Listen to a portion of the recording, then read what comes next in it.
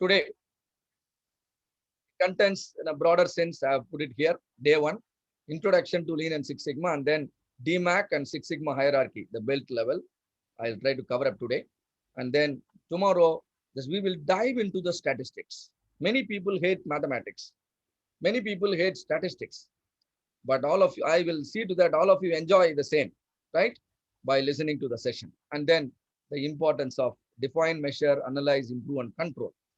So this is how the program is planned, right? So let us understand a little bit about the history of Six Sigma. You know, in 1980s, all of us know Six Sigma evolved from a company called Motorola, right? In 1980s, Motorola was manufacturing televisions. Their brand name is called Quasar. They had a lot of problems that time. They were not the brand leader. They were not known, familiar.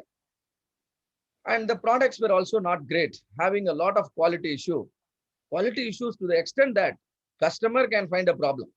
The product is in the market, people are using the television, but they can figure out a lot of problems. This is what in Six Sigma we call it an external failure. You are not detecting the failure, your customers are detecting the failure. This is called external failure, and this was happening to Quasar with the Motorola. And so, you know what will happen when the customer detects a failure? He will go for the claims. Particularly televisions, it comes with certain warranty period, but products are failing well before the warranty period. So warranty claims were more. So more warranty claims, if you settle, that's an indication your cost of poor quality is at its maximum. Warranty claim is an indication that cost of poor quality is at its maximum.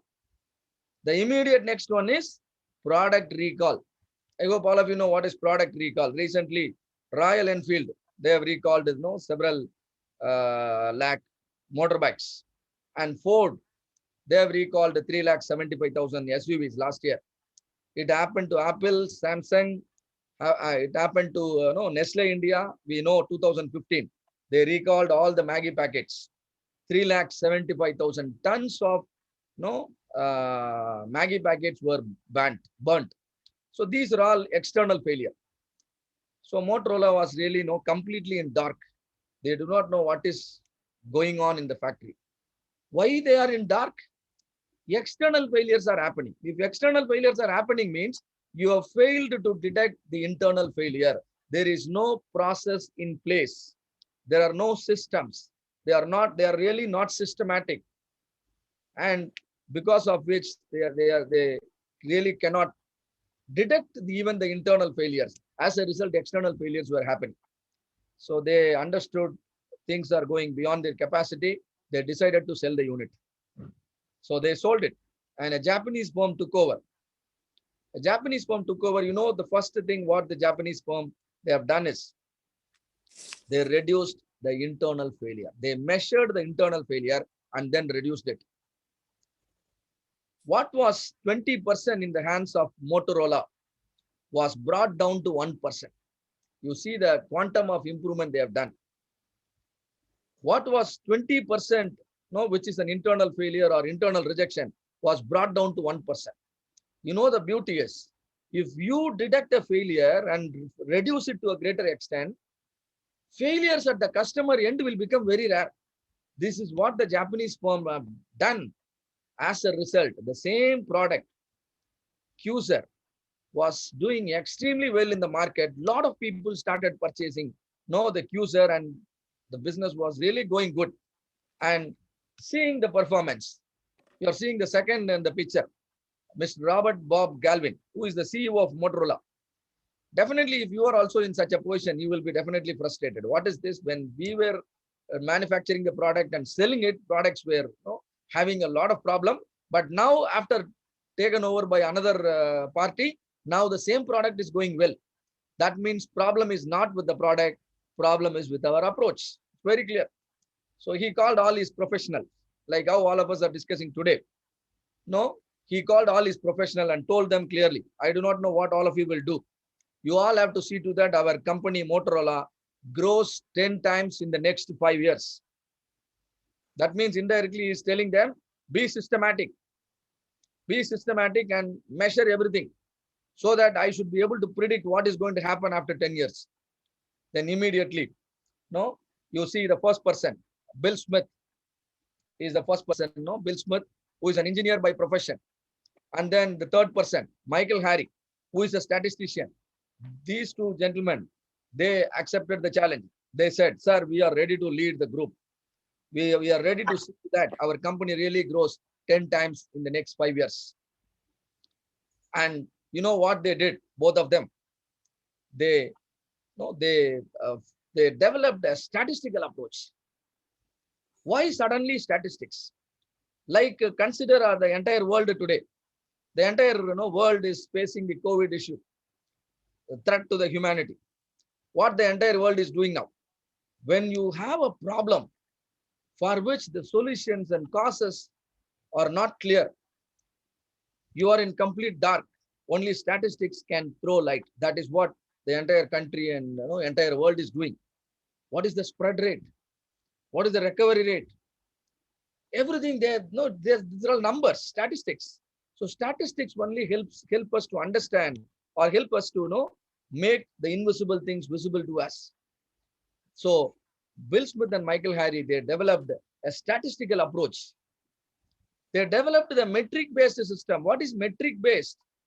The KPIs and metrics, so-called, all of you use key performance indicator at the organization level, at the department level, at the every segment level, KPIs and the metrics. That means looking at the number, you can understand whether your organization is progressing in the required direction, whether the organization is progressing with the required speed. Everything can be understood. This is what exactly Bill Smith and Michael Harry has done. The logic behind most of the logic behind is drawn from a theory called theory of normal distribution, a statistical theory of normal distribution, which were introduced by a German mathematician, Friedrich Karl Gauss. You are seeing him last in the slide, last in the picture. Born in 1777, he introduced the theory called the theory of normal distribution. Most of the things that is happening in this world, it simply follows a distribution called bell-shaped distribution. If you can understand the normal distribution, you can understand 95% of the phenomenon that is happening naturally. Only the unnatural processes may follow some other distribution. Everything that is caused by natural way, that will certainly follow the normal distribution only. So they adopted the Friedrich Gauss normal distribution, developed a statistical approach, developed a metric-based system by which Bill Smith and Michael Harry, they started monitoring everything that is happening in the organization. They were also very clever. Even though you monitor everything, you are proactive, failure will still happen because overnight nobody can become a big shot, isn't it? So they have to work a lot. So failures are going to happen. So how can we resolve the failure? What will be the methodology for solving the failure or solving the problem? They developed a 4-phase methodology called MAIC. Measure, analyze, improve, control. Because they know what gets measured gets improved. They kept measure first. Then analyze for the root of the problem. What is the advantage of going to the root? Same problem cannot come again. If you don't go to the root, the same problem can again next month also, can again come next year also. If the problem is coming again next month and next year, please understand you have not solved it. You are only wasting the resources. So they introduced another phase called analyze, where every problem is analyzed to understand the root cause. Then improve, offer the solution. Just to offer the solution, you must measure, you must analyze, then only you can offer the solution. Though you are an expert, if you offer the solution directly, then definitely you are against the profession.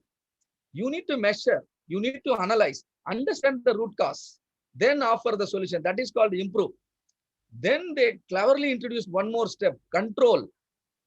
How can I control the root causes? Now that I understood the root cause, if I can control the root cause, how come the same problem can come again? This is the powerful methodology Motorola developed in 1987. That time it was only 4-phase. Today it is 5-phase. Because of all these efforts, what happened? Within 10 years, through the Six Sigma initiative, Motorola announced a saving of $16 billion, which is not a small money, that too in those days, even today. And seeing the level of standards they are maintaining in ensuring the quality, they were awarded Malcolm Baldrige Award and National Quality Award. And today we call Bill Smith the father of Six Sigma. It is the person, Michael Harry, who introduced the belt level. Why the belt levels are required? For somebody to work on a improvement project where statistics is going to be extensively used. If that fellow doesn't know statistics, do you think he will be able to contribute to the success of the project? The approach is very systematic, 4 phases: measure, analyze, improve, and control. So people have to be trained to work on a well-structured methodology, which requires the statistical knowledge. So belt levels are introduced. So people are not encouraged or not appreciated based on their age. People are not appreciated based on their experience. People are appreciated based on their ability to contribute to the organization's growth. The belt level is a reflection of your ability to contribute to the organization's growth. And that is why they cleverly developed the belt level. They even established an university called Motorola University to train all their employees on the Six Sigma methodology. Right? And I forgot to mention the brand Cuser, which was taken over by Japanese, and today it is Panasonic. Right? And this is little history about Six Sigma. And 4-phase methodology introduced by Motorola, later when adopted by General Electric, the CEO, Jack Welch, and his team, they modified the methodology from 4-step to 5-step or 4-phase to 5-phase. Because Jack Welch and team, they thought before measuring, you must define the problem. Isn't it? A well-defined problem is half done. So he introduced the D, and MAC has become DMAC in 1995. Afterwards, no other changes. It remains as it is. Such a powerful, such a superior methodology, which can always assure you success. This is little history about Six Sigma. And later, to make your implementations much more effective, Lean got integrated. That happened around 2000. Lean got integrated, and then the approach has become Lean Six Sigma. But the focus is Six Sigma is a defect prevention technique. Lean is a waste elimination technique. So my duty now is to help all of you understand the philosophy behind defect reduction, the philosophy behind waste elimination. So that is the main goal of my talk today. Right. Let us consider how the today's business are going. Customer, traditionally we all thought that when the customer wants high quality products, look here, quality is going up. If you want to improve a particular characteristics, then you have to compromise on something else. That is our traditional thinking, traditional strategy. That means when you want a high quality product, then you have to pay more. Cost is not favorable. You can see here, cost is in the red. At the same time, you want a high quality, then it is going to take a lot of time. You order the product and wait for 3 months. These were traditional strategy. How many of you will accept the same strategy today? I'm sure all of you, even for the webinar, what is the level of quality all of you are expecting? I'm sure your expectation is world class. Definitely, isn't it? It is not money always. Your time is also a resource. All of you are spending your time today, maybe tomorrow also. So obviously you will expect the highest level of quality, and whenever you make any investment. At the same time, what should be the cost you are ready to pay for it? It should be very competitive.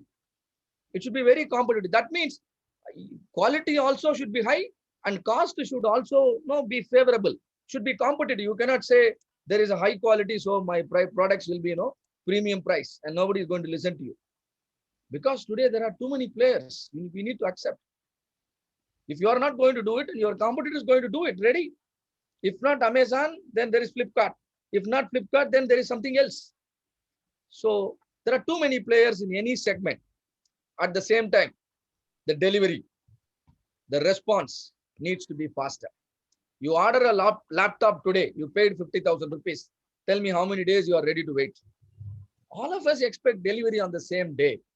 And so the market challenges have completely changed 180 degree. I want high quality. At the same time, I want the price to be competitive.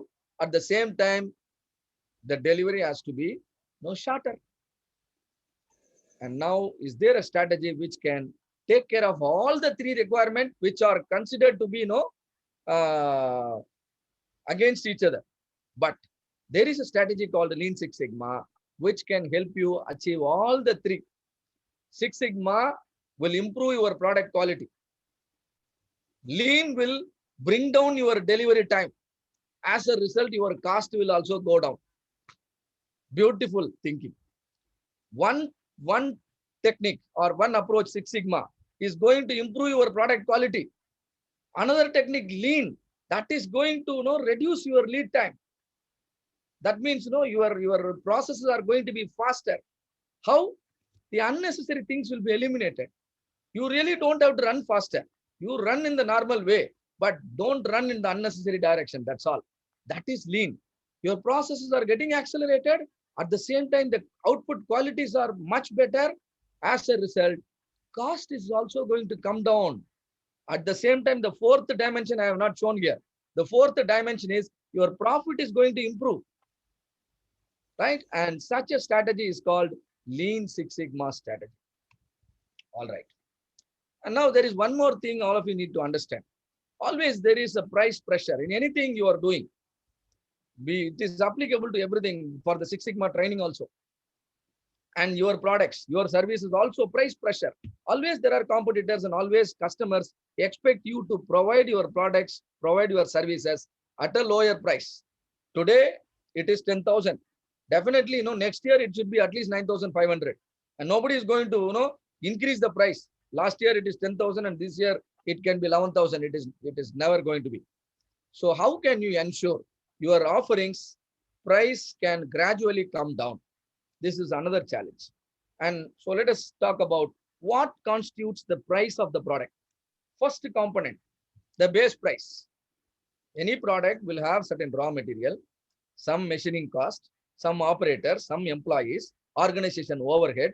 These are all you really cannot avoid. These are called base cost. And number two, as Bill Smith and Michael Harry expected, some failure will be there in any company.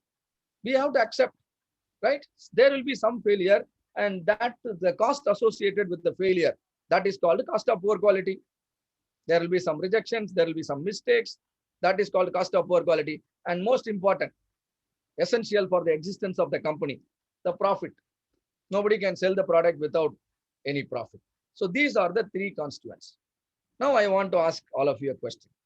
If you want to prioritize, you want the total price to go down. Now tell me, will you focus on reducing the base cost, or will you focus on reducing the cost of poor quality, or will you focus on compromising your profit? Which will be your first choice? Cost of poor quality. Cost of poor quality. Beautiful, beautiful. So this is called prioritization. We need to be efficient everywhere. Base cost also should be low. Cost of poor quality should be low. At the same time, profit, I don't know, all of you would like to be more, right? But when the question is a priority, it should be on the cost of poor quality, right? And A is not the proper choice, and B is also definitely not a choice. Nobody likes to compromise on the profit. The best choice is C, which is reducing cost of poor quality. Lean Six Sigma is a strategy to reduce your cost of poor quality. Reduce that first, then try to be efficient in many other areas, right? All right. When I say cost of poor quality is the priority,